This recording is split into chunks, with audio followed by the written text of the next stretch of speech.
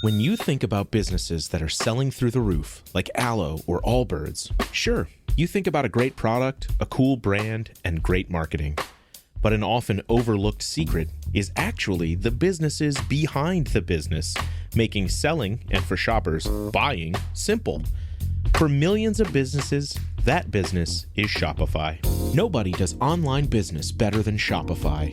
It's home of Shop Pay, the #1 checkout in the world. You can use it to boost conversions up to 50%, meaning way less carts going abandoned and way more sales going through to checkout. Sign up for your $1 per month trial period at shopify.com/income, all lowercase. Go to shopify.com/income to upgrade your selling today. That's shopify.com/income. I'm always looking for ways to show my cat how much I love her. And with Fancy Feast gems, I can pamper her whenever I want with a savory gravy on top of a gourmet mousse pâté. The pyramid shape makes serving simple, so all I have to do is peel and plate to make mealtime feel extra fancy. And with 2 entrees in every pack, it's easy to turn every day into the extraordinary. Fancy Feast gems. This content may not be suitable for all audiences. Listener discretion advised. I glanced back over my shoulder. I saw a silhouette appear at the end of the path. A man was blocking the exit and staring at me. I flipped the switch, but nothing happened. The lights were dead. I was 1 floor up when I heard a psychotic laugh. Immediately, a voice followed. From Killer Podcasts. True tales of horror, bizarre happenings, unexplainable events. This is Disturbed.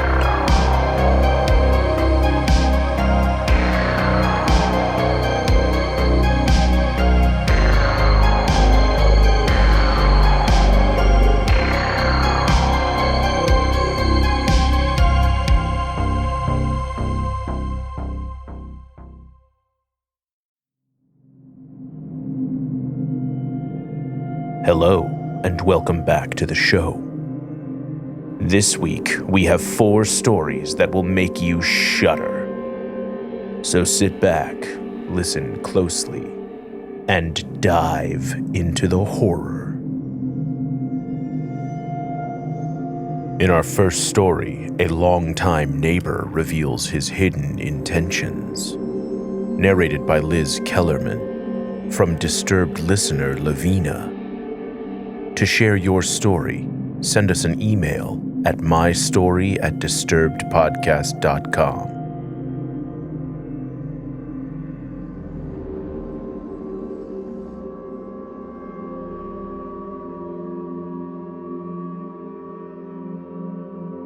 I'm 18, and I've lived in the same apartment building my whole life. It's 5 stories tall and doesn't have an elevator, so I pass someone in the stairway every time I leave the house. All my neighbors are friendly, except one. I'll call him Ivan. He's in his late 60s, and he used to live on the 5th floor. Even though I was on the 3rd floor, I started seeing Ivan almost every time I was going out. It was like he knew where I was heading and waiting to talk to me. He's known me since I was a baby, so even though it was creepy to me, I thought he just liked watching me grow up. If we happened to bump into each other, he would say hi, give me a big smile, and tell me jokes or stories from his life. This was sometimes really annoying, like when I was clearly late to school and he wouldn't let me out of the conversation. I started putting headphones on before I left my house so that I could pretend I didn't notice him, but that only worked so long. One day, about 2 years ago, he shouted "stop" at me from down the hallway. It scared the crap out of me, so I took off my headphones. I asked what happened, and he told me something very disturbing. "You are so beautiful. Your father should be careful with you, since I might take you one day, and you will stay with me forever." Then he took my hand and pulled me in for a hug. I tried to push him, but he was surprisingly strong. He said, "If I could take you with me right now, I'd make you the happiest woman on earth." I was so grossed out, I wanted to vomit. I pushed him harder, and this time he let go. I ran outside and called the police. I told them what happened, but since he didn't do anything physically to hurt me, they wouldn't help. Later that night, I told my parents what Ivan did, and my father was pissed. He went to talk to him and warned him that if he ever said something like that to me again, there would be very big consequences. From then on, I was so scared to go anywhere without my mom or dad. I went 3 weeks without seeing Ivan, so I thought that was that. I was wrong. Around 9:30 p.m. one night, my mom asked me to take out the recycling. It was already dark, so I flipped on the staircase lights in my building and headed out to the bin. When I got back, the lights were off. They were set to only stay on for a certain amount of time, so I thought they just timed out. I flipped the switch, but nothing happened. The lights were dead. Doing my best not to trip, I headed up the dark stairwell. I was 1 floor up when I heard a psychotic laugh. Immediately, a voice followed. "Don't worry, darling. If you're quiet, I won't hurt you. I'll make you the happiest woman on earth." I instantly recognized Ivan's voice. I started running as fast as I could, but before I could reach my front door, he grabbed me. He quickly forced a piece of cloth over my mouth and said, "Now you're mine," as I lost consciousness. The next thing I knew, I was in the hospital. My parents were by my side, clearly worried. When I asked what happened, they said Ivan had knocked me out and started dragging me to his apartment. Thankfully, my parents had grown concerned that I wasn't back yet, and when my dad went to find me, he found Ivan in the stairwell. He punched Ivan and screamed for my mom to call the ambulance. Apparently, the stair lights weren't working because Ivan had turned them off from the breaker. He set it to turn back in 20 minutes, giving him just enough time to kidnap me and bring me to his apartment. Ivan died a month after all this happened. Heart attack. I try not to dwell on it all, but I will say it's a miracle that my dad opened the door when he did. He saved my life.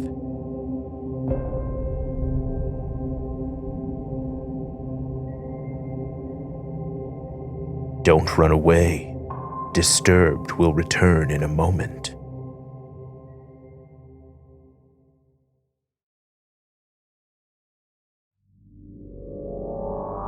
Next, we'll head to a conference where a new colleague goes off the rails. Narrated by Sinn from Reddit user EmotionalString7170.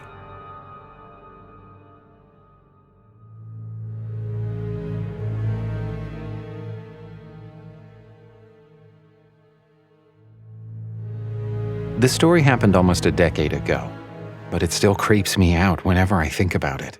So I wanted to share. I was 24 and in my final year of grad school. I was presenting at this conference in order to meet a graduation requirement, and it was run by a committee of undergrads. There, I met a female student, most likely 3 years my junior. She was in one of the conference committees, probably a liaison officer. At first, there was nothing suspicious about her. Really, she came across as totally normal. She was polite and seemed genuinely enthusiastic about helping me with the event. But pretty soon, I started noticing different little things. For instance, she spoke loudly around me, invading my personal space and occasionally touching me as we talked. I was obviously uncomfortable, but I gave her the benefit of the doubt. Some extroverted people are just like that, you know? Also, at the time, I was already in a serious, albeit long-distance relationship. My girlfriend and I were talking about getting engaged after my graduation. So to me, that girl was just another stranger. I kept things professional to dissuade her advances. I was just there to present my paper, get my certificate, and go home. So when the conference ended, I assumed that was the last I'd see of her. But a week later, she sent me an email. She said she wanted to write a paper on a topic similar to what I had presented and asked for references. Totally normal request, right? I sent her a few PDFs and wished her luck. I thought that was that. Except it wasn't. A few days later, she emailed me again. This time, she asked me if we could meet in person so I could check her draft. I politely declined and told her she could just email it to me, but she didn't let it go. She insisted she needed to see me in person. Then she mentioned needing a certain book, which she knew I owned and didn't need anymore. I tried to rationalize things to myself. Maybe she was indeed a struggling student. If I gave her what she wanted, she would probably stop right there. The next day, we met at the university library. I swear it lasted less than 5 minutes. I handed her the book, said she could keep it, and left. I made sure my expression was cold enough, hoping it sent the signal loud and clear.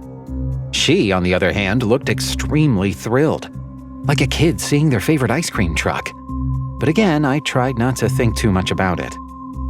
That's when the creepiness really began. A few days later, I got a text from her, which was weird because I never gave her my number.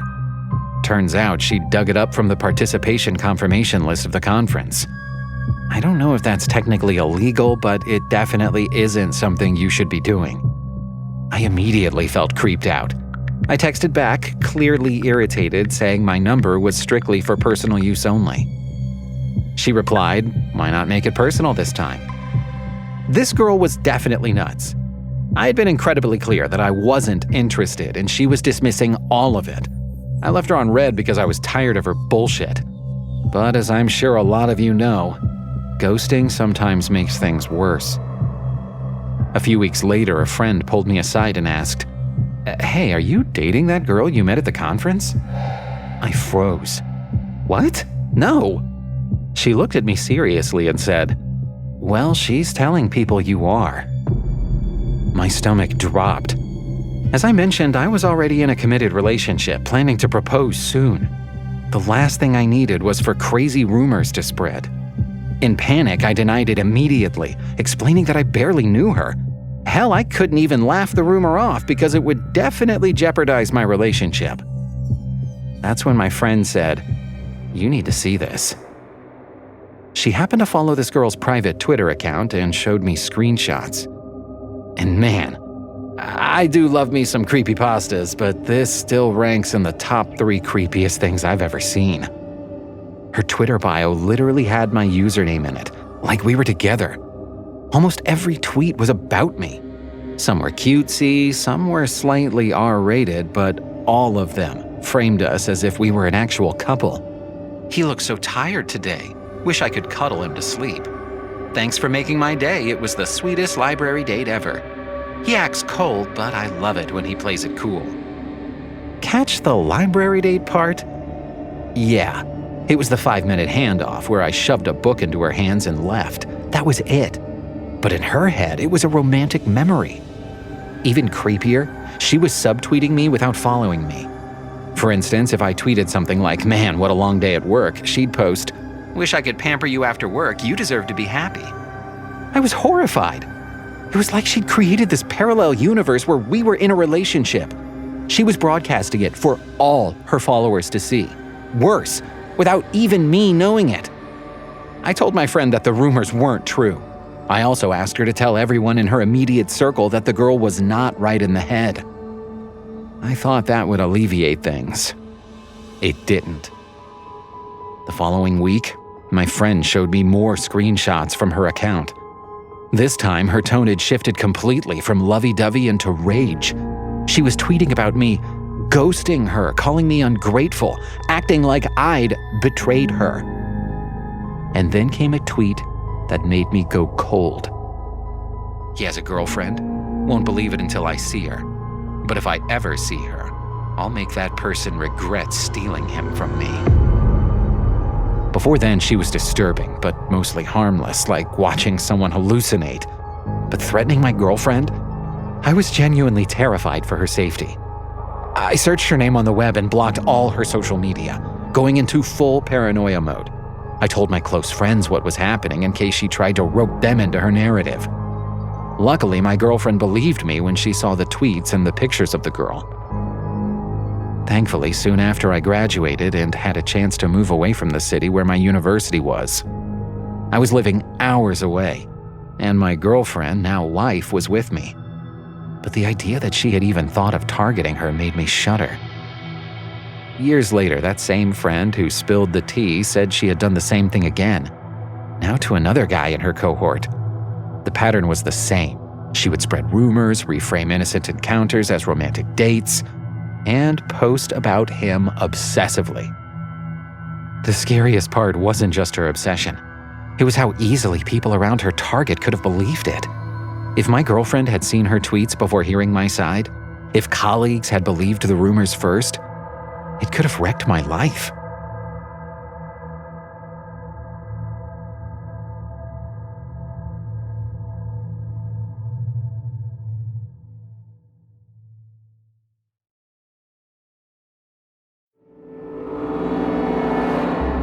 Welcome back to Disturbed. In a quiet town, a young girl tries to escape her stalker. Narrated by Dacey Else, from Reddit user Prestigious Tune 6279.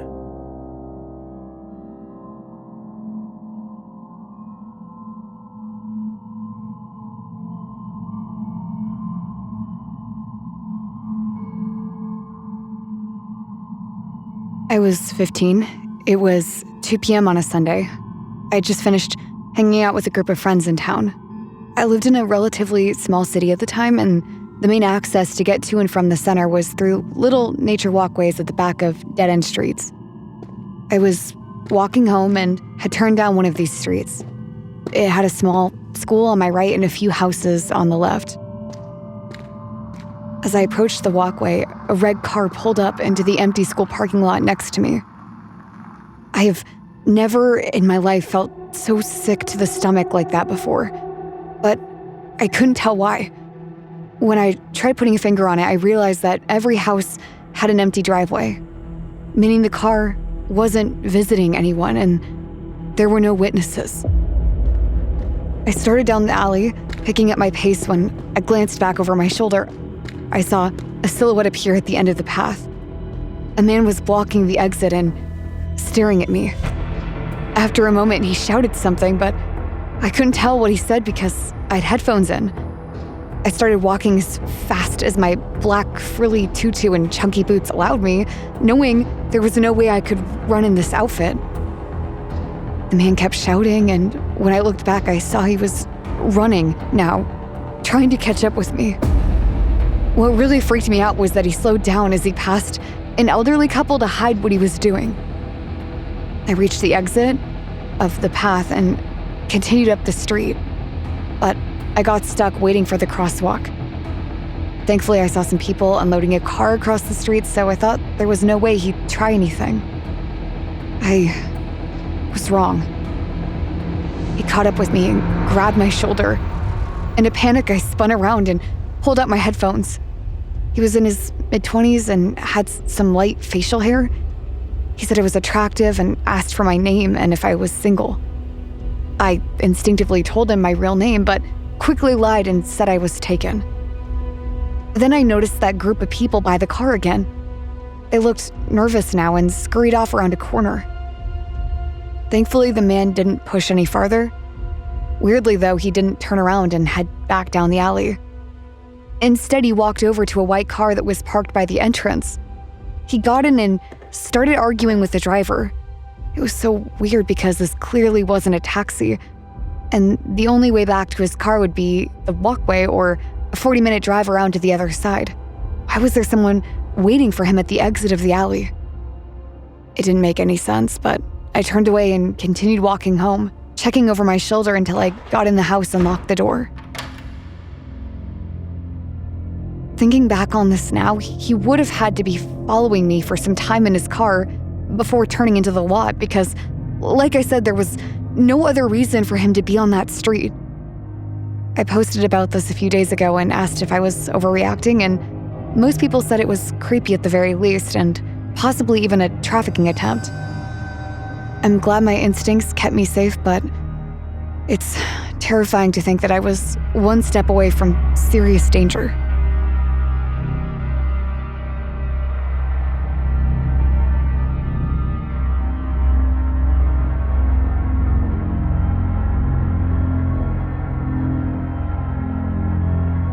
Finally, a crazy old neighbor goes on a shooting spree.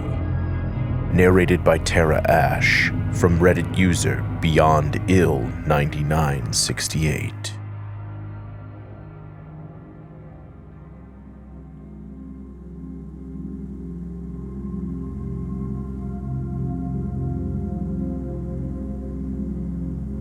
When I was around 12, I had this spot where I'd hang out with my friends. It was just an area between two fenced-in houses, but there were so many trees that it looked just like a forest.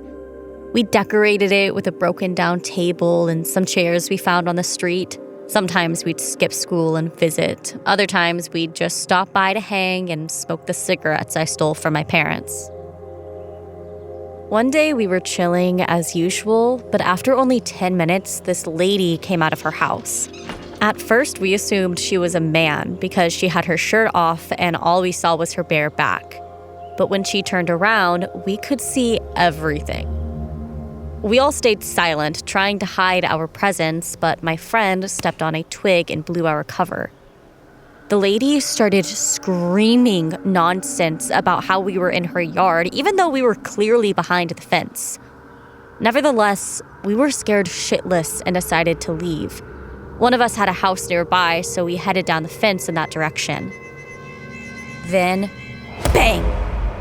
A gunshot rang out and we all ducked to the ground, obviously freaked out. Through the trees, we saw the woman again and she was holding the gun. I had a better view of her this time, and she looked terrifying. Her hair, face, eyes, all of it looked insane, like someone strung out on coke. The sound of the gun made my ears ring, and everyone started to run. More shots continued to fire, but she was holding the gun so haphazardly that we had no idea where the next bullet would land.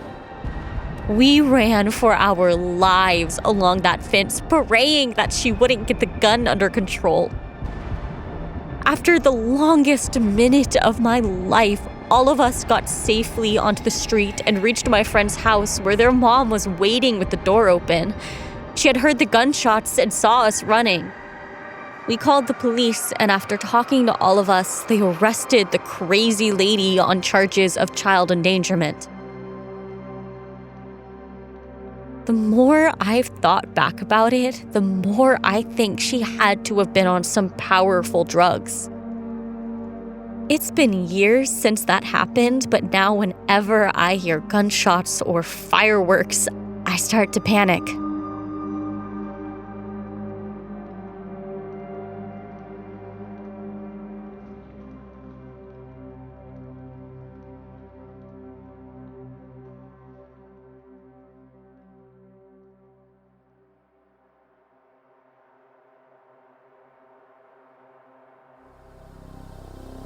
Want more Disturbed?